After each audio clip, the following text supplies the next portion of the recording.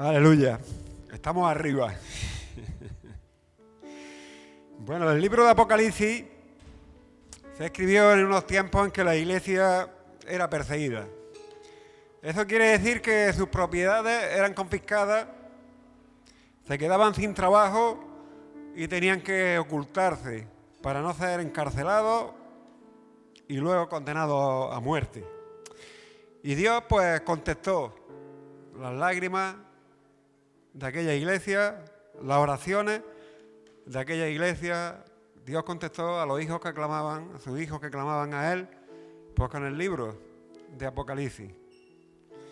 En aquellos momentos, como en el Salmo 73, pues la iglesia se preguntaba: Señor, ¿por qué los malos prosperan y viven felices? Señor, ¿por qué el mal vence al bien? Señor, ¿por qué no pone orden en medio de este caos que estamos viviendo? ¿Dónde está tu justicia? ¿Dónde está tu poder, tu bondad? Como le dijeron los discípulos a Jesús en la barca: Señor, despierta, despierta, que perecemos. No es que no ve. Como digo, el libro de Apocalipsis es lo que Dios le habló a aquella iglesia mientras era asolada por el Imperio Romano. La iglesia aquella parecía un muñeco, parecía un juguete en las manos del imperio. La asolaba por completo. Mientras el Imperio Romano, pues erguido y orgulloso, se jactaba diciendo: Dios soy yo soy Dios. Y el que no se someta a mí y me adore, pues será eliminado. Y lo que se vivía en aquellos tiempos, pues era así. Luego, mirando ya con perspectiva, ya tenemos perspectiva histórica. Nos damos cuenta que a partir del año 200, la iglesia empezó a dominar socialmente en el imperio. Y para el 300, el cristianismo era ya legalizado. Luego después ya sabemos que se convirtió en la religión del imperio. Pero mirándolo desde este principio de la iglesia, donde era perseguida y asolada, vemos que la iglesia vivió. Sin embargo, el imperio, los césares, no aparece por ningún sitio. Y la iglesia, como digo, hoy sigue viva. Este libro de Apocalipsis, además de completar el mensaje de la Biblia, dándole al hombre un final feliz, de película. Apocalipsis le da al hombre un final de película, a pesar de todo lo que va transcurriendo desde el principio hasta el final, pero termina con un final de película, o sea, feliz.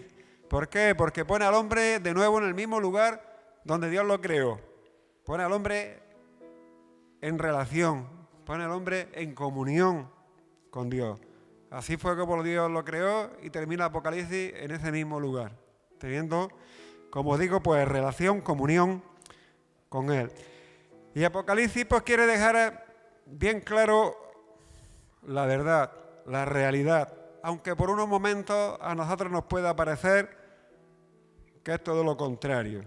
O sea, Apocalipsis, el mensaje de Apocalipsis es que Cristo y su iglesia son más que vencedores. Y eso es lo que le quiso decir el Señor a la iglesia sufriente de aquellos tiempos. Cristo y su iglesia son más que vencedores. Cristo es el que monta, el jinete del caballo blanco que pisa el lagar del vino del furor de la ira del Dios Todopoderoso. Satanás, el engañador, y sus agentes, sea la bestia, que son todas las naciones que le siguen, o el falso profeta, las religiones que lo adoran, negando la verdad y pelean contra el Cordero, y su iglesia serán vencidos. Cristo vencerá. Cristo y su iglesia vencerán. ¿Por qué? Porque es el Señor de señores y el Rey de reyes. A lo largo de todo Apocalipsis podemos ver que Cristo vence. ¿Vence a quién? A la muerte. Cristo vence al dragón. Cristo vence a la bestia. Cristo vence al falso profeta. Es el Rey soberano, lleno de esplendor y de majestad, a quien nada ni nadie puede hacer frente. Nada ni nadie puede mantenerse, ni siquiera de pie, delante de Él. Y podemos leer en este capítulo primero de Apocalipsis los versículos del 13 al 19. Dice, bueno, empezamos en el 12. Y me volví para ver la voz que hablaba conmigo, y vuelto vi 7 candeleros de oro, y en medio de los 7 candeleros de oro a uno semejante al Hijo del Hombre, vestido de una ropa que llegaba hasta los pies y ceñido por el pecho con un cinto de oro. Su cabeza y sus cabellos eran blancos, como blanca lana, como nieve, sus ojos como llama de fuego, y sus pies semejantes al bronce bruñido, refulgente como en un horno, y su voz como estruendo de mucha agua. Tenía en su diestra 7 estrellas, y de su boca salía una espada aguda de 2 filos, y su rostro era como el sol cuando resplandece en su fuerza. Cuando le vi, caí como muerto a sus pies, y él puso su diestra sobre mí, diciéndome: no temas, yo soy el primero y el último, y el que vivo y estuve muerto. Mas he aquí que vivo por los siglos de los siglos. Amén. Y tengo las llaves de la muerte y del Hades. Este es Cristo. Este es el Cristo del Apocalipsis. Este es el Cristo bello e imponente que está en medio de su iglesia, nos dice Apocalipsis. Cristo está en medio de su iglesia para que no sea engañada por las mentiras de Satanás, para que no pierda ni luz ni calor, para que no se apague ni se debilite en medio de la injusticia o en medio del dolor o el sufrimiento que genera pues un mundo dominado por el pecado. Es importante que sepamos siempre quién es Jesús, quién es la persona a la que le hemos confiado nuestra vida, a quién adoramos y quién es a quien le entregamos también nuestra voluntad para que se haga la suya. Yo creo que hoy ocurre a igual que en aquellos tiempos. También se nos pregunta quién es Jesús. Hoy no nos jugamos la vida como se la jugaban en aquellos tiempos, según respondiesen. No nos jugamos la vida, pero como estoy diciendo, Jesús está en medio de su iglesia. Y hoy también se nos pregunta, Jesús nos ve, nos pregunta cada vez que tomamos una decisión, cada vez que tomamos una opción, según pensamos, según hacemos, también se nos está preguntando quién es Jesús para nosotros. En cada pensamiento, en cada acción, estamos también optando o diciendo quién es Jesús para nosotros. Así que todo este mundo manejado por el pecado, a la postre se vuelve, este mundo manejado por el pecado, que en algunos momentos nos puede parecer que a Dios se le escapa de la mano, viene a ser la vara que mide nuestra fidelidad a Dios. Como digo, este mundo que muchas veces no entendemos, resulta ser la vara con la que se mide nuestra fidelidad a Dios. Y este mundo que incluso muchas veces genera dudas en nosotros con respecto a Dios, pues es el mundo que también trae la prueba para nuestra fe, para nuestro amor y también para nuestra esperanza. Como tantas veces pues se ha dicho desde aquí, los problemas siempre son la ocasión, es la oportunidad que tenemos para saber qué es lo que hemos decidido, qué es lo que hemos optado, quiénes somos de verdad y quién es el Señor para nosotros de verdad. Así que cada problema y cada situación puede ser un examen sobre nuestra fe. Y puede ser un examen sobre el que tenemos que tomar nota y corregir, para no cesar en nuestro empeño de agradar al Señor y de vivir pues de acuerdo a su voluntad. Ha predicado Manuel, ¿no?, pues de la iglesia en Éfeso y en Esmirna, el capítulo 2 de Apocalipsis. Y bueno, pues hoy me toca predicar de Pérgamo, que es la siguiente iglesia. Ya estamos en el capítulo 2, versículo 12, y repasando un poco, Yo creo que el mensaje para estas 7 iglesias es un mensaje histórico. O sea, estas iglesias existían y vivían en estos problemas. Tenían victoria en cuanto a su empeño por obedecer la voluntad del Señor, pero también tenían fracasos. Tenían fracasos porque dejaban que se introdujeran falsas doctrinas e incluso muchas veces estas doctrinas terminaban cogiendo tierra porque desoían la voz del Señor. Estas iglesias vivieron todo aquello. Pero también creo que estas iglesias tienen también un mensaje, creo que estas iglesias en realidad completan también todos los peligros y las amenazas, todos los peligros y todas las amenazas que la iglesia puede enfrentar. Así también como que las cosas que Cristo aprueba, o sea, las cosas que hacen bien, son las cosas que Cristo aprueba. Así que yo creo que estas 7 iglesias pues completan, digamos, toda la problemática que la iglesia vive, pero también, como digo, toda la obediencia y todas las cosas que la iglesia hace con las que Cristo se encuentra contento y feliz. Y dice, ahí están mis redimidos, ahí están mis hijos. Para todos los que pelean la buena batalla, también vemos en estas cartas, para todos los que pelean la buena batalla, también Jesús tiene una promesa. Para todos los que pelean, lo que vemos también en estas cartas, que para todos los que pelean la buena batalla de la fe, Jesús tiene una promesa de vida. Siempre una promesa de vida para ellos.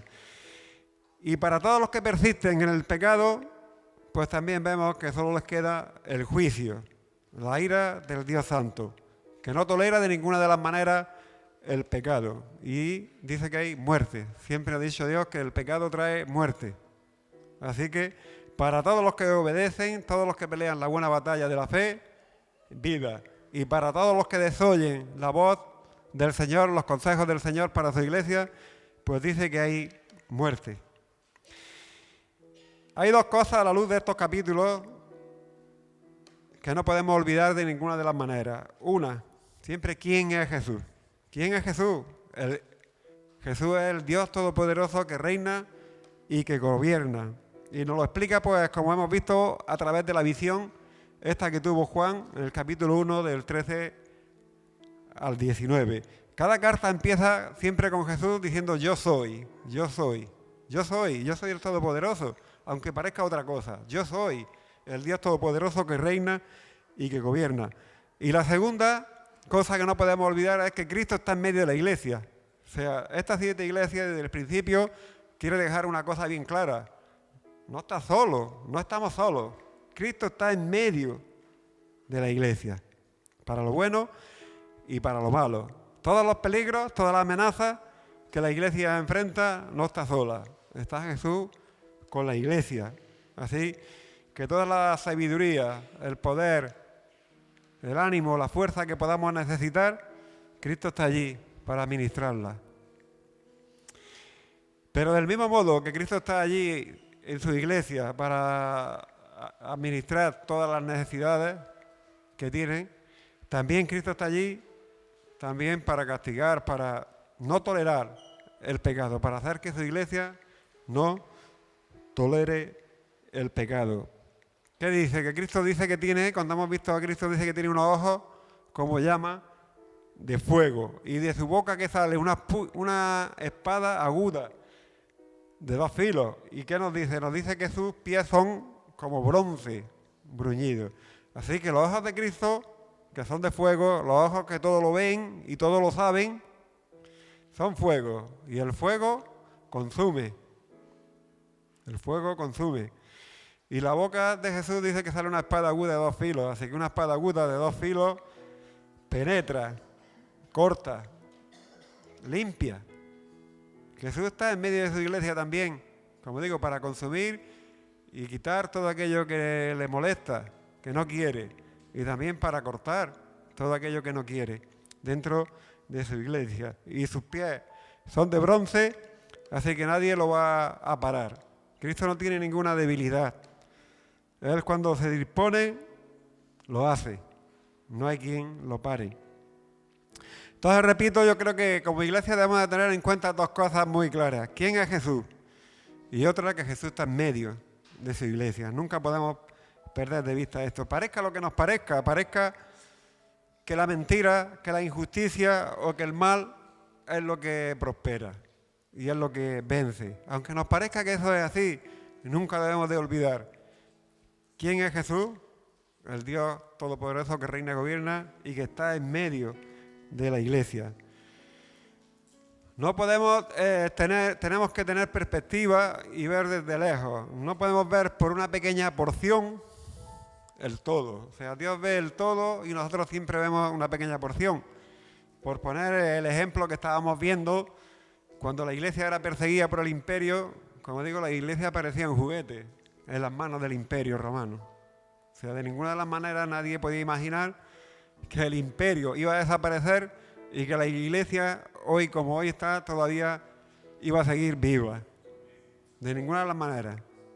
Pues igualmente, a la hora de tener, de ver la realidad, o sea, en el libro este de Apocalipsis, Dios lo que quiere es que tengamos una realidad total y absoluta de todo, que no nos quedemos con una pequeña porción, porque esa pequeña porción, que es lo que en ese momento estamos viviendo, no puede definir el todo.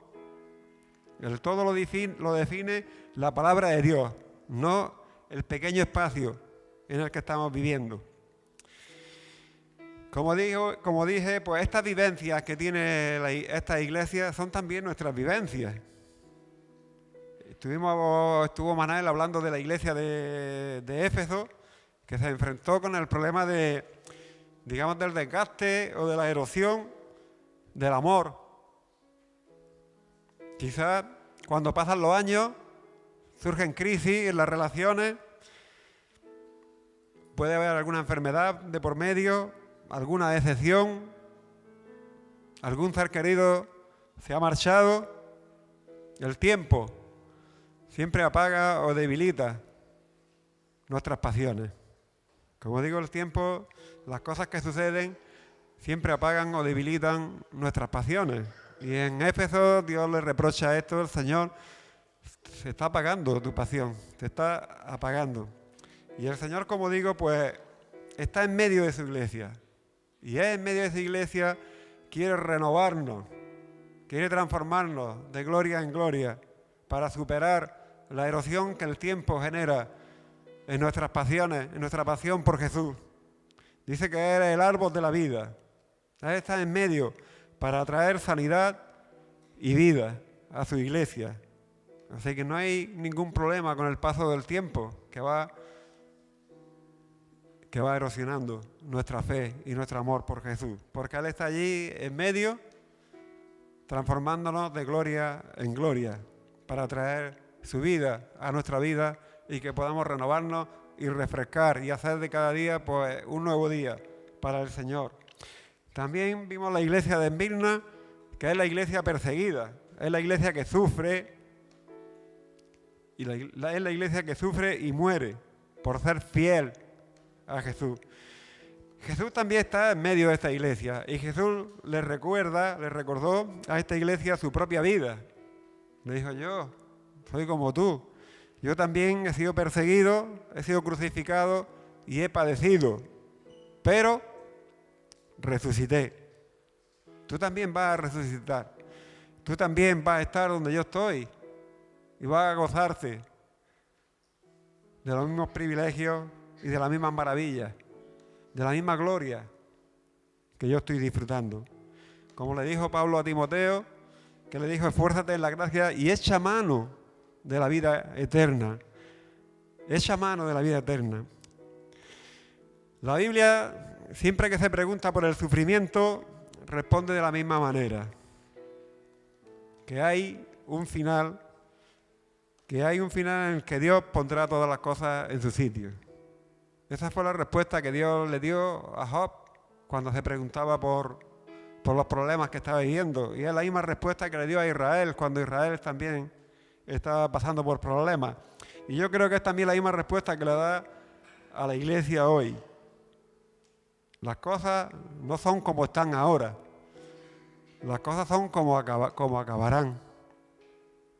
Y desde esa posición, como van a acabar, ¿no?, en la vida eterna con el Señor, es desde esa posición desde la que debemos de mirar y contemplar todas las cosas. No podemos ver las cosas desde el punto en el que nos encontramos, que quizás pues en ese momento estamos enfermos o estamos pasando alguna crisis. Tenemos que contemplar nuestra vida desde la verdad última de Dios. Y esa verdad última de Dios es la vida eterna con Él. Así que si estás pues hasta aquí, no como se dice, como Esmirna, pues solamente la vida eterna es lo único que te puede consolar. Lo único que te puede consolar son las palabras de Jesús diciéndote: yo estuve muerto, yo también estuve muerto, pero vivo. Bueno, y ahora ya pues llegamos a la iglesia de Pérgamo, versículos del 12 al 17. Vamos a leer. Dice: escribe al ángel de la iglesia en Pérgamo, el que tiene la espada aguda de 2 filos, dice esto: yo conozco tu obra y dónde mora, donde está el trono de Satanás, pero retienes mi nombre y no han negado mi fe, ni aun en los días en que Antipas, mi testigo fiel, fue muerto entre vosotros, donde mora Satanás. Pero tengo unas pocas cosas contra ti, que tienes ahí a los que retienen la doctrina de Balaam, que enseñaba a Balac a poner tropiezo ante los hijos de Israel, a comer de cosas sacrificadas a los ídolos y a cometer fornicación. Y también tiene a los que retienen la doctrina de los nicolaitas, la que yo aborrezco. Por tanto, arrepiéntete, pues si no, vendré a ti pronto y pelearé contra ellos con la espada de mi boca. El que tiene oído, oiga lo que el Espíritu dice a la iglesia. Al que venciere, daré a comer del maná escondido y le daré una piedrecita blanca y en la piedrecita escrito un nombre nuevo, el cual ninguno conoce sino aquel que lo recibe. Bueno, pues Pérgamo era una ciudad completamente entregada a la idolatría. Se adoraban todas las divinidades que había en aquellos tiempos: Júpiter, Zeus, Venus, pero especialmente destacaba la adoración a Esculapio. Esculapio estaba representado por una vara y una serpiente. Esculapio era un dios que estaba especializado en sanar. Así que Pérgamo era un centro de peregrinación para las sanidades. Toda la gente se movía para ir a Pérgamo y ser sanado. Así que Pérgamo vivía pues entusiasmada y entregada a sus dioses. De tal manera que en la carta Jesús le dice: está allí el trono de Satanás. Le llama a Pérgamo el trono de Satanás. Así, fijaos con qué devoción pues allí se adoraban los dioses. Pero Pérgamo también competía con Alejandría. Alejandría tenía una biblioteca en aquellos tiempos muy importante, una biblioteca de papiros, pero Pérgamo también competía con Alejandría en tener libros. Y ellos tenían una biblioteca de 200.000 libros, en este caso de pergamino, que eran pieles que se preparaban, se hacían rollos de pieles y algunos rollos tenían varios metros. Y ellos dicen que tenían 200.000. O sea, Pérgamo había inventado ahora el soporte para la escritura en piel. Había pasado del papiro a la piel. Así que una ciudad con tantos libros, yo creo que era una ciudad también muy orgullosa en su sabiduría. Era una ciudad que se sentía muy orgullosa en su sabiduría. La vara y la serpiente de Esculapio, de este dios, hoy sigue en nuestros días. O sea, el símbolo, la vara y la serpiente siguen en los médicos, el símbolo que tiene para representar a los médicos y también a la farmacia. Todavía se sigue viendo. Muchas veces cuando hay una farmacia se ve la vara y la serpiente. Y en medicina, la facultad de medicina y tal, siempre se ve la vara y la serpiente. Así que ha trascendido a nuestros días pues este símbolo todavía. Y yo particularmente pues no creo que tenga ningún significado para nuestros días esto, ¿no? Como no tiene ningún significado en nuestros días, ningún nombre, hay muchos que podemos tener algún nombre que saltan también las divinidades paganas. No creo que tenga ningún nombre que no tenga ningún significado para hoy, como tampoco lo tiene a nivel positivo. El arcángel Miguel, nadie que se llama Miguel, porque se llame Miguel, ya está salvo. Y ni tiene nada que ver con el arcángel, ni aunque te llames Daniel, ni Moisés, ni David. Te llamas como te llamas. Yo creo que los nombres, tanto en lo negativo como en lo positivo, hoy en día ya no tienen nada que ver. Yo lo pienso por lo menos así, como dice Manel, que cuando oramos en el nombre de Jesús, no es decir la coletilla y en el nombre de Jesús, ¿no? Cuando oramos en el nombre de Jesús, quiere decir que nos estamos poniendo de acuerdo con Él, que estamos en comunión, que estamos en una relación, en una sintonía con Él, que estamos pidiendo de acuerdo a su voluntad. No es tanto hablar del nombre. Así que, como digo, no es tanto hablar de los nombres, sino lo que realmente significan esos nombres. Yo no creo que los farmacéuticos estén entregados a Esculapio en estos días. Bueno, pero yo me imagino, pasando a Pérgamo, ¿no? Yo me imagino que una ciudad tan entregada a la idolatría era también una ciudad que seguro que mantenía mucha influencia y mucha capacidad, mucha influencia y mucha capacidad para obligar a la gente que había allí a que adoraran a sus dioses. Seguro que usaban todos los medios para que todo el mundo hiciera o viviera la religiosidad como ellos la entendían. Primero nos dicen que hubo persecución, que persiguieron a Antipas, ¿no? Y no dio resultado. ¿No? Leemos: yo conozco tu obra y dónde mora, donde está el trono de Satanás, pero retiene mi nombre y no han negado mi fe, ni aun en los días en que Antipas, mi testigo fiel, fue muerto entre vosotros, donde mora Satanás. O sea, como digo, esta ciudad no estaba dispuesta a que no se adoraran a sus dioses. El que se salía fuera, iban a por él. Como digo, y lo intentó con la persecución. Pero la persecución en toda esta época del Imperio Romano siempre ha sido un problema, porque lejos de debilitar a la Iglesia, la fortalecía, y lejos de que cada vez hubiese menos, lo que había era más. La Iglesia se multiplicaba. O sea que, como he comentado al principio, cuando la Iglesia parecía un muñeco de trapo, un juguete en las manos de un imperio, el imperio ha desaparecido, la Iglesia todavía vive.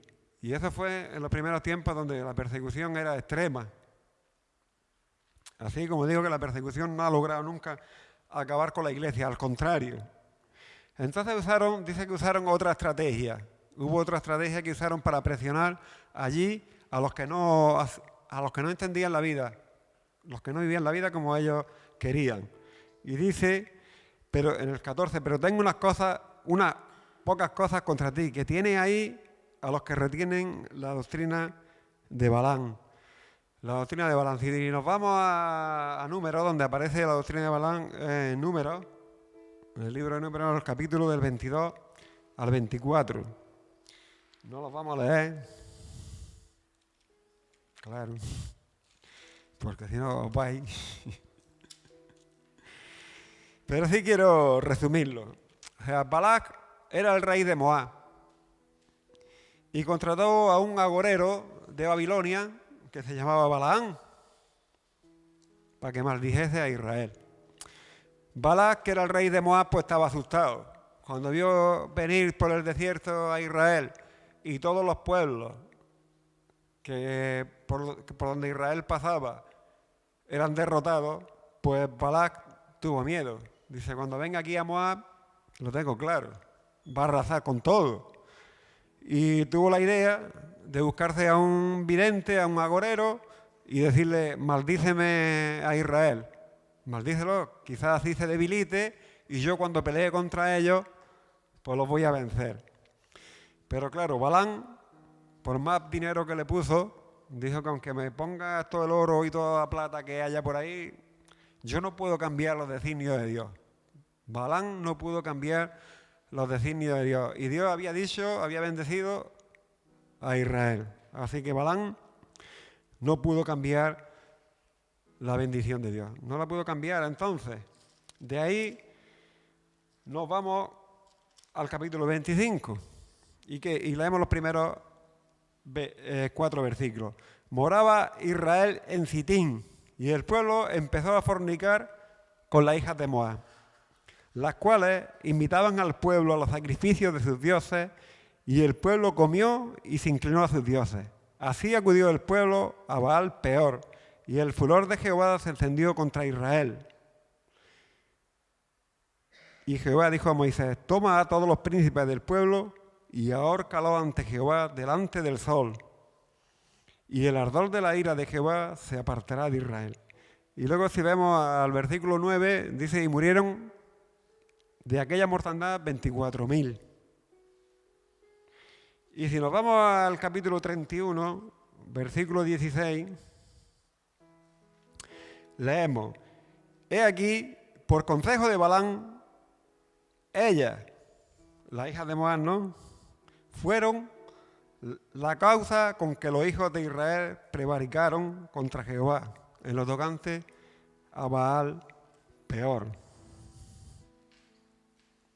O sea, Balán no pudo cambiar la voluntad de Dios de bendecir a Israel. Pero como Satanás no cesa de urdir en un plan detrás de otro para que la iglesia fracase en su propósito de ser luz y sal, claro, hay que decir que los propósitos de Satanás no prosperan contando con nuestra voluntad. O sea, por eso somos nosotros responsables delante de Dios. Yo sé que eres el autor intelectual, pero cuando se le obedece, cada uno lo obedece con su propia voluntad y a su propia decisión. Por eso seremos responsables. Por eso Dios nos juzgará. Nos juzgará a nosotros. A Satanás lo juzgará, pero también nos juzgará a nosotros, porque nosotros también somos, como digo, responsables de nuestros actos. Pero como digo, el urdir para que la iglesia no sea luz ni sal, o sea, no cumpla el propósito de Dios, es algo que no cesa ni para. Y si Balán no pudo maldecir a Israel, sí pudo aconsejarle a Balac y decirle: mira, si pecan, ya está. Si pecan, ya está el problema. Si pecan, ya Dios no está allí. Ya Dios los abandona. Balán lo sabía. Y este también es uno de los problemas con los que la iglesia también se enfrenta. Y en este caso se enfrentaba la iglesia de Pérgamo, que tiene ahí los que retienen la doctrina de Balán. Y teniendo en cuenta cómo funcionaba, estaba hablando cómo funcionaba Pérgamo, pues seguramente que presionaba a todos sus habitantes para que vivieran, como digo, la religión como ellos la entendían. Y la religión como ellos la entendían tenían una serie de fiestas.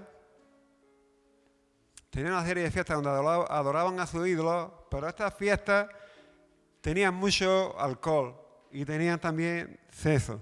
Esta iglesia, la adoración a todas las divinidades antiguas, tenían mucho alcohol y mucho sexo. O sea, esto desde luego era un problema para los cristianos totalmente.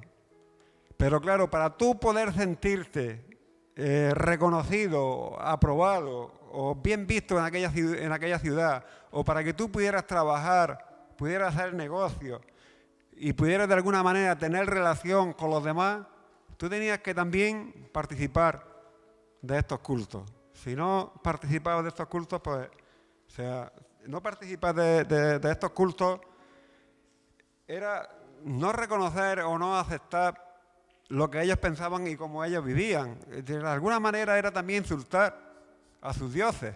O sea, que si tú no participabas de todo ello, era una manera en la que ellos se sentían insultados. Así que, como digo, la cosa para la iglesia era complicada. Era difícil vivir en un pueblo donde la presión era tan fuerte.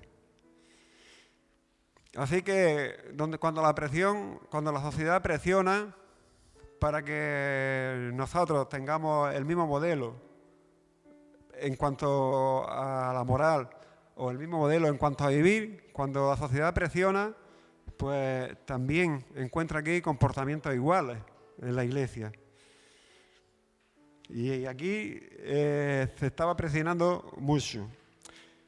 Tanto que había un grupo que participaban de todas estas fiestas. Pero claro, hay explicaciones ahí para todo.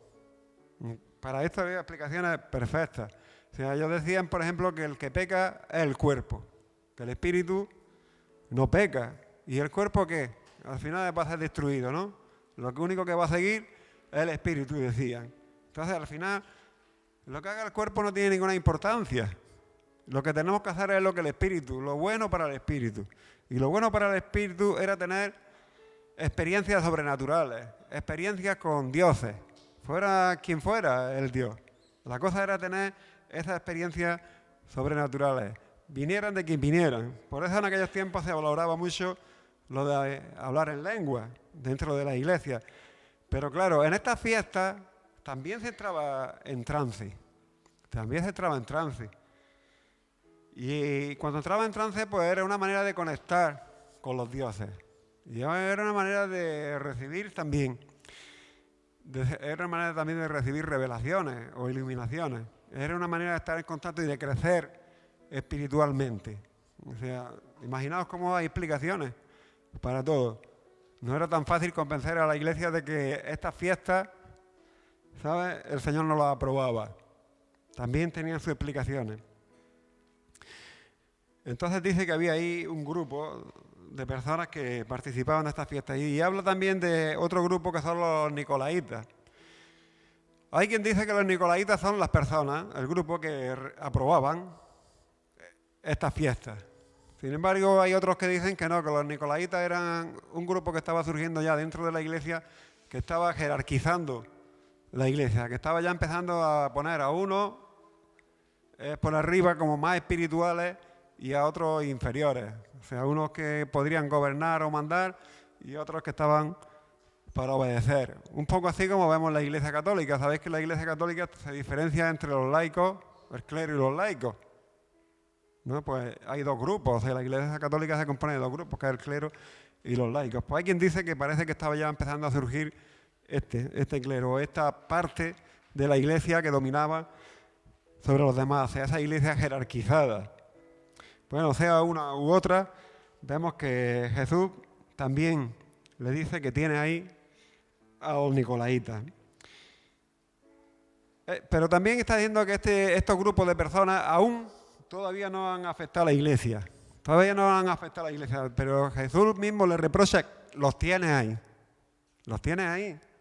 O sea, yo sé que tú no te has contaminado, yo sé que tú no estás yendo en pos de todos los dioses. Dice, pero hay gente que hace eso, están en la iglesia y los tiene ahí. Y eso ya, dice Jesús, me ofende. Eso ya no lo apruebo. Porque, en primer lugar, cuando damos pie a las cosas, si ya están ahí, al final terminarán también contaminándonos y contagiándonos a todos. Así que es mejor cortar, limpiar antes de tiempo. Como dice, ¿no? El que tiene los ojos de fuego, el que tiene en la boca una espada aguda de 2 filos, pues hay que cortar. Así que arrepiéntete. Aunque tú no estás, le dice, arrepiéntete simplemente por tenerlo ahí, por dar pie, arrepiéntete. Haz algo contra eso, contra el pecado.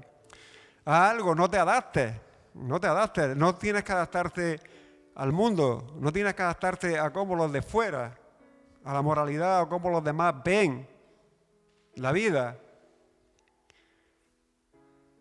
O sea, fuera hoy en día la palabra pecado, ya pronunciar la palabra pecado, pero ¿de dónde ha salido? Ha salido de las cavernas. O sea, y a veces es tanto que hasta nos puede dar vergüenza hablar de pecado. El pecado no es otra cosa que infringir las normas de Dios, ¿no? O sea, no está bien visto hablar hoy de pecado. Así que hoy también nosotros, la sociedad también nos aprieta.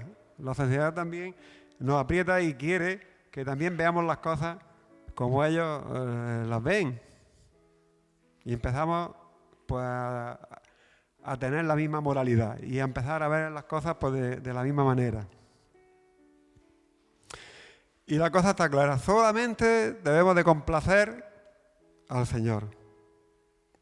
Él dice, termina y dice que tiene promesas preciosas. Que dice, le daré del maná al que venciere, al que venciere. Estamos en lucha, estamos con problemas y no van a cesar.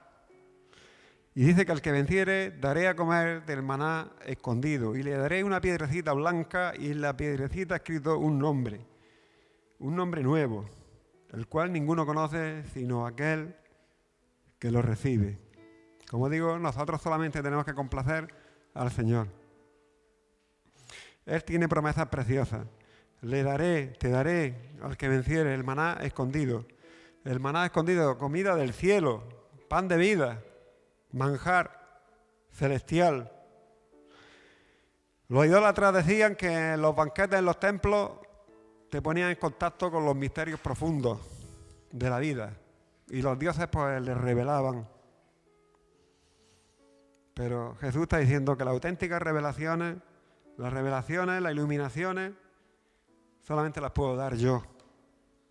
Yo soy el pan del cielo.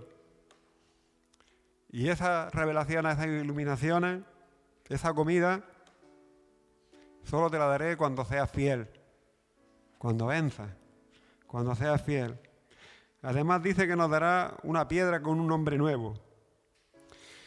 El que guardare el nombre del Señor y venciere en medio de todas estas presiones que la sociedad ejerce, tendrá mis bendiciones seguras.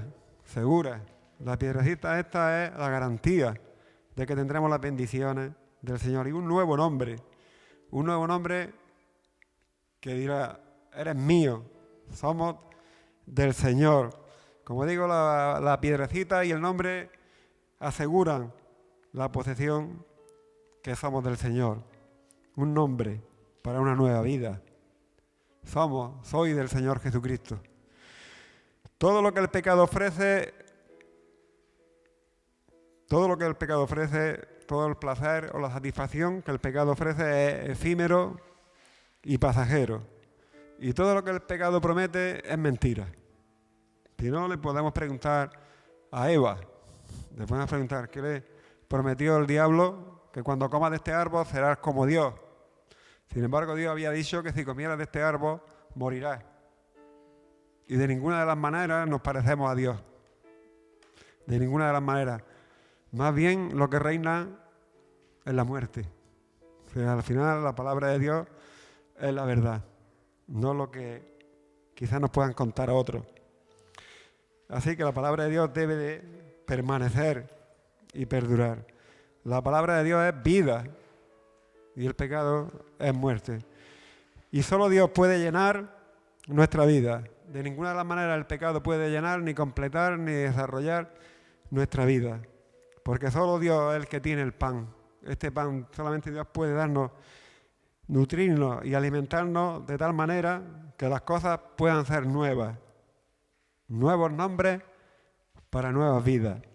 Esa es la promesa que el Señor nos da a los que vencen las presiones que la sociedad ejerce sobre la Iglesia para que no camine por un lado opuesto, sino que se contagie con ellos, como le pasó a Israel allí en Valpeor. Así que vamos a orar meditando en estas cosas.